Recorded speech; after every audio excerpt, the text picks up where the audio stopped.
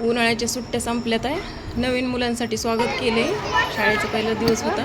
एकदम कमी मुलं आलेली आणि ऊन भरपूर असल्यामुळे मुलांना झाडाच्या सावलीत बसवलं होतं मस्त आरामात.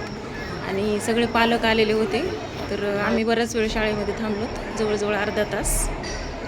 आणि सगळ्यांना फुलं देऊन नवीन मुलांचं स्वागत केलेलं.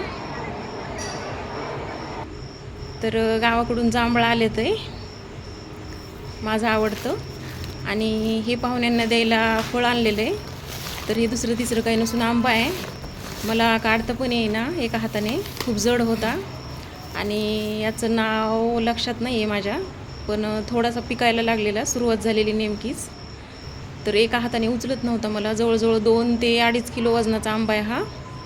आणि दरवर्षी असे आंबे भरपूर लागतात. एकच झाड होतं शेतामध्ये याचं, तर देण्यासाठी आणले होते हे. तर स्पेशल आहे हा, वडिलांच्या आंब्यातला.